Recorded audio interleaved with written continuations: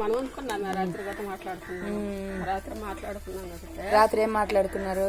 అదే చెప్పాను, దేవుడు మనకు సరే డాక్టర్ సరే ఎవరు డాక్టర్ ఏం చేయలేకపోయినారు.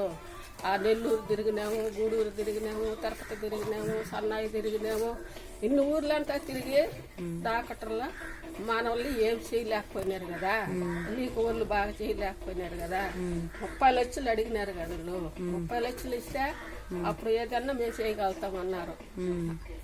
చేస్తామన్నారా కానీ మేము గ్యారంటీ లేము అని చెప్పినారు కదా మనకి. అప్పుడు మేము ఇంటికి ఆ రాత్రి ఇంటికి వచ్చినాము.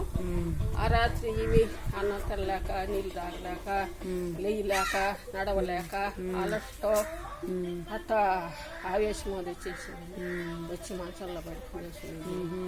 ఈ భర్త చూస్తే ఇంకో దానికి కూడా వెళ్ళాడు. ఏమన్నా ఆడగలదని ఇంకొక బిడ్డ, పాలు తాగే బిడ్డ అది చేసేది.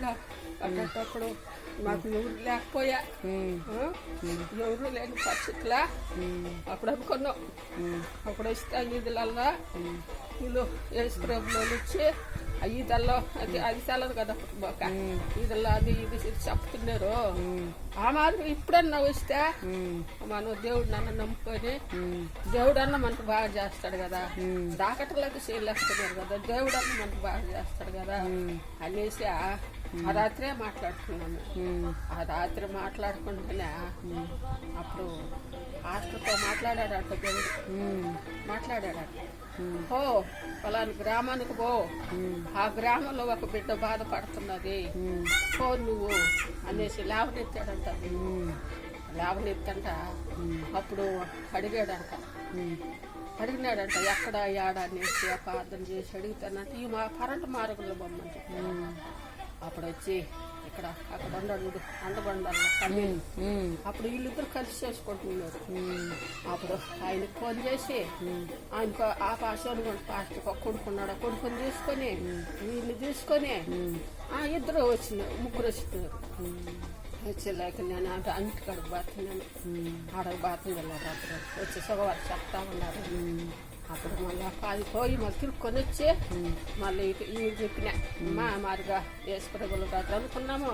ఇప్పుడు వచ్చున్నారు ఎట్ట దీనికి మన దేవుడు నమ్ముకున్నామా, ఎడ చేద్దాము చెప్పు అంటే సమాధానం చెప్పలే. గమ్మగా నిలుచుకొనింది. మళ్ళీ అడిగలేక అప్పుడు పోయి తొడకొని రమ్మన్నారు. రమ్మని ఆవిడ పోయలే. ఆయన అంటే అప్పుడు ప్రార్థన చేశాడు అన్నమాట. ఆయన ఇక్కడ ఈ గ్రామంలో ఒక బిడ్డ బాధపడుతుంది అంటున్నావు, ఆడ మనిషి వస్తుంది అన్నావు, ఏదేమని అని అనేసి అడిగి అడుగుతున్నాడు. అప్పుడు నేను పోతా ఉన్నాను. అప్పుడు నేను పోయి చెప్పిన మరి అక్కడ తమిళ అని చెప్పిన మరిగా మా అమ్మాయి బాగలేదు, వచ్చి ప్రార్థన చేయింది. అప్పుడు వచ్చి అప్పుడు అడిగినాడు పాస్టర్ చాలు పాస్టర్ అడిగినాడు, నీకేమని చెప్పు, నీకేం బాగలేదు చెప్పు అనేసి అప్పుడు ఎవరాలు అడిగేటట్టుకి మరిగా కిడ్నీ పోయింది, లివర్ పోయింది, ఎన్నెన్నో హాస్పిటల్ తిరిగి మాకు బాగా అవ్వలేదు అని తిరుక్కొని వచ్చేసినాను అనేసి అని చెప్పింది. అన్నిట్లో కలకాలంటున్నాను, ఇద్దరు కొడుకులు అని చెప్పలేక డైరెక్ట్ అయితే అప్పుడు నూనె దమ్మని అప్పుడు ప్రార్థన చేసినాడు. ప్రార్థన చేసి అప్పుడు ఏం చెప్పాడంటే, నీకు చిన్న బిడ్డలు కదా, నీ బిడ్డలు పెద్దోళ్ళు అయ్యి నీ బిడ్డలకు పెళ్ళి అయ్యేదాకా నీకు మరణం అన్నదే లేదు, నాకు వచ్చిన వాగ్దానం అది అని చెప్పేసి ప్రార్థన చేసేసి సాయంకాలము వస్తానని చెప్పేసి ప్రార్థన చేసేసి పక్కనే అప్పుడు అది పక్కనే అప్పుడు అన్నం అన్నది. అన్నం వండి రసం పెట్టమన్నది. అప్పుడు అన్నం వండి అప్పుడు రసం పెడితే బాగా అన్నం తిన్నది. తిని లేచిపోయింది. అప్పటికే లేచి పొడిచింది. లేచి అప్పుడు తిరిగింది. ఏమ్మా ఎట్టమంటే ఇప్పుడు నాకు ఆరోగ్యం బాగున్నది అనేసి ఆయన బిడ్డకు తానం చేసి 6 నెలలు అవుతుంది తానం చేసి.